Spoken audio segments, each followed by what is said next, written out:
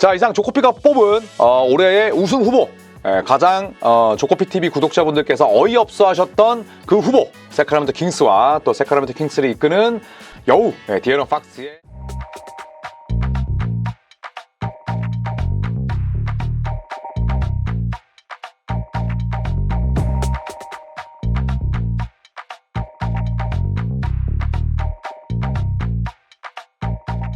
네, 반갑습니다. 조코피TV 조현일입니다. 자, 디에런 팍스에 대한 소식을 전해드리고자 합니다. 자, 디에런 팍스가 올여름 세크라멘토가 제시했던 3년 165밀 연장 계약을 거절했다고 합니다. 3년 165밀이면 뭐 대충 계산해봐도 연평균 55밀짜리 계약인데, 자, 디에런 팍스가 거절을 했습니다. 자, 그렇다면 디에런 팍스는 왜 세크라멘토의 연장 계약 제의를 거절했을까요? 함께 살펴보시겠습니다. 자, 이 디에런 팍스는 원래 세크라멘토와 5년 163밀짜리 계약을 맺었습니다. 연평균 뭐 한 32밀 정도가 넘는 그런 이 금액인데, 지금은 평범해졌지만 뭐 그 당시에는 굉장히 높은 금액이었고요. 이 계약은 올 시즌 포함해서 2년이 남았습니다. 2025-26 시즌에 종료가 됩니다. 자, 그렇기 때문에 올 여름에 세크라멘토가 3년을 더 연장 계약 맺을 수 있는 그런 이 상황이었고요. 자, 하지만 디에런 팍스는 아까도 말씀드렸듯이 그 제의를 받아들이지 않았습니다. 가장 큰 이유는 더 많은 돈을 벌 수 있기 때문이에요. 일단 내년이 되면 디에런 팍스는 4년 229밀의 연장 계약이 가능합니다. 이렇게 되면 훨씬 더 뭐 계약 기간도 늘어나고, 그리고 굳이 뭐 올 여름에 계약을 맺을 필요가 없어지는 거죠. 자, 그리고 만약에 2024-25 시즌 때 디에런 팍스가 맹활약을 해서 올 NBA 팀에 뽑힌다면 슈퍼맥스 계약이 가능합니다. 그 직전 해에 올 NBA를 받게 되면 더 많은 돈을 받게끔 이렇게 또 NBA 연봉 정책이 매겨져 있기 때문에 무려 5년 345밀짜리 슈퍼맥스 연장 계약이 가능합니다. 그렇기 때문에 올 여름에 뭐 디에런 팍스가 또 더마드로잔이 들어오면서 본인이 공격에서 많은 짐을 덜게 됐잖아요. 해리슨 반지에서 더마드로잔은 무조건 업그레이드입니다. 그리고 디에런 팍스가 2017년에 NBA 데뷔하고 나서 본인이 가장 만족스럽지 않았던 부분이 뭐냐? 감독이 자주 바뀐 부분이었다고 해요. 그런데 올 여름에 세크라멘토가 마이크 브라운 감독과 연장 계약을 맺었습니다. 그렇기 때문에 디에런 팍스가 뭐 세크라멘토를 떠날 가능성이라기보다는 여러모로 내가 올 NBA 충분히 뽑힐 수 있는, 또 승부수를 띄울 수 있는 시즌이기 때문에 나는 슈퍼맥스를 노리겠다라는 의중이 깔려 있는 거죠. 자, 그렇기 때문에 3년 165밀과 5년 345밀은 차이가 엄청나잖아요. 충분히 디에런 팍스 입장에서는 또 던져볼 만한 그런 도전장이고, 또 뭐 객관적인 팬들이 놓고 봐도 디에런 팍스가 세크라멘토의 저 연장 계약 제의를 충분히 거절할 만했구나 라는 생각이 듭니다. 자, 물론 슈퍼맥스 조항에는 올 NBA 팀 이외에도 올해 수비수 또는 뭐 MVP 수상도 있습니다. 하지만 이 두 가지는 현저히 가능성이 떨어집니다. 자, 그렇기 때문에 올 NBA 서드팀이라도 뽑힌다면 슈퍼맥스 계약자가 된다는 점, 제일런 브라운 사례를 우리가 또 다 잘 봤었잖아요. 자, 그렇기 때문에 디에런 팍스가 내년 여름을 지금 노리고 있는 거죠. 자, 만약에 디에런 팍스가 올 NBA 팀에 뽑히고 또 슈퍼맥스를 받는다면 기록 깨게 됩니다. 현재까지 가지고 있는 기록은 제이슨 테이텀이 올 여름에 계약을 맺은 315밀짜리 딜이죠. 디에런 팍스가 올 NBA 팀에 뽑히고 슈퍼맥스 계약을 맺는다면 315밀짜리 계약이 아닌 디에런 팍스가 맺을 345밀짜리가 새로운 신기록이 되는 겁니다. 자, 그리고 디에런 팍스는 뭐 굳이 다음 시즌에 올 NBA 팀에 뽑히지 않는다고 하더라도 4년 229밀의 연장 계약을 맺을 수가 있습니다. 3년 165밀과 뭐 연평균 금액은 거의 차이가 나지 않지만 NBA 계약은 매년 최대 8%의 인상이 포함이 돼 있어요. 자, 그렇기 때문에 3년 165밀보다도 조금 더 많은 돈을 받을 수가 있습니다. 자, 디에런 팍스는 현재 20대 중반에 최전성기에 놓여 있습니다. 물론 정말 불의의 부상이나 혹은 정말 예상치 못한 부진에 빠질 수도 있지만, 그렇다고 해서 세크라멘토가 뭐 디에런 팍스에게 푸대접을 하거나 훨씬 낮은 금액으로 잡으려는 그런 움직임은 없을 거예요.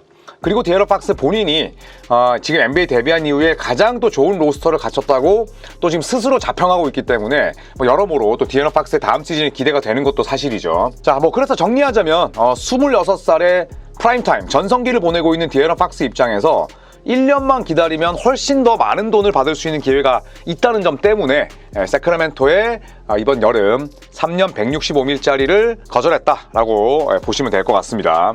자, 세크라멘토는 지난 18년 동안 플레이오프 진출 딱 한 번이었어요.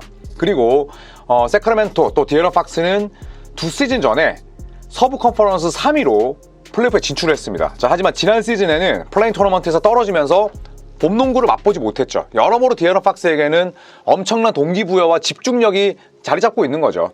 본인의 계약도 걸려있고, 그리고 팀은 또 내가 좋아하는 감독과 연장 계약 맺었고, 가장 허접했던 포지션에 더마드로잔이라는 또 올스타가 들어왔습니다. 그렇기 때문에 저는 개인적으로는 세크라멘토 킹스를 굉장히 또 전력을 높게 보기도 했지만, 이런 디에런 팍스의 개인적인 동기부여, 개인적인 또 목표에 따른 향상심, 경쟁심 등을 좀 기대해도 좋겠다는 생각에 저는 세크라멘토 이번 시즌은 무언가 긍정적인 일이 일어나지 않을까 생각을 합니다.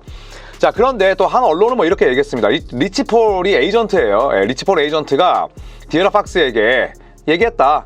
그냥 레이커스만 기다려라. 이런 얘기를 했다고 하는데, 레이커스가 무슨 수로 디에런 팍스를 데려올 겁니까? 셀러리 캡 꽉 차 있고 셀러리 계산도 잘 못하는데, 이거는 그냥 흘러가는 가십이다라고 저는 생각을 해주면 될 것 같아요. 자, 물론 LA 레이커스 같은 명문팀에서 뛰기 싫어하는 선수가 누가 있겠습니까? 자, 하지만 이 디에런 팍스는 사실 통통 튀는 외모, 통통 튀는 플레이와 별개로 굉장히 또 좀 내성적인 선수고, 또 본인이 세크타운을 상당히 좋아한다고 하죠. 그렇기 때문에 같은 퍼시픽 디비전이고, 그리고 세크라멘토 LA의 거리가 미국 치고는 또 굉장히 가까운 같은 캘리포니아 주기 때문에 이런 이야기가 나오는 것일 뿐, 저는 디에런 팍스가 레이커스로 갈 가능성은 낮다. 죽었다 깨어나도 없다 이런 말씀을 드리긴 그렇지만 굉장히 저는 현실성이 낮은 이야기라고 생각을 합니다. 자, 디에런 팍스는 루키 스케일이 끝나고 나서 곧바로 2020년 여름에 연장 계약을 맺게 됩니다. 자, 아까도 말씀드렸듯이 5년 163밀짜리고요.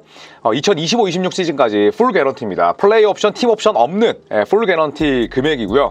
자, 그렇기 때문에 올 여름에 3년 연장 계약을 맺을 수 있는 그런 자격을 얻은 거죠. 자, 어떻게 본다면 디에런 팍스는 지금처럼 샐러리 캡 폭등 시대를 굉장히 또 잘 활용할 수 있고, 또 시대를 또 잘 타고난 그런 선수라고 볼 수가 있습니다. 왜냐하면 다음에 본인이 맺을 연장 계약은 무조건 돈방급이라고 보면 되고, 이게 과연 연평균 한 55밀짜리가 될 것이냐, 아니면 슈퍼맥스니까 연평균 69밀짜리가 되느냐, 지금 그 두 가지 갈림길에만 놓여있다고 볼 수가 있겠죠. 그 갈림길도 굉장히 행복한 길이죠. 왼쪽은 금광, 오른쪽은 그냥 돈 바치니까요. 그래서 디에런 팍스가 이번 시즌에 어떤 활약을 펼칠지 함께 지켜보시죠. 자, 그리고 세크라멘토와 샌안토니오가 소소한 트레이드를 단행했습니다. 자, 세크라멘토는 2025년 2라운드 픽, 시카고 불스로부터 온 55픽 보호픽입니다. 이거는 넘길 때 샌안토니오가 보호 조건을 건 것 같아요. 자, 2025년 2라운드 픽을 샌안토니 스퍼스로부터 받고요. 그리고 세크라멘토가 샌안토니 쪽으로 보내는 자산, 즉 샌안토니오가 받은 건 2031년 2라운드 픽. 이렇게 되면 샌안토니오는 지금 2라운드 픽 부자입니다. 그리고 비보호고요. 여기에 현금, 또 제일런 맥다니엘스를 내보냈습니다. 제이든 맥다니엘스는 미네소타에서 자리를 잡았는데, 제일런 맥다니엘스는 좀 아쉬움이 있어요. 그리고 샌안토니 스퍼스는 맥다니엘스를 받아오자마자 바로 웨이브를 했습니다.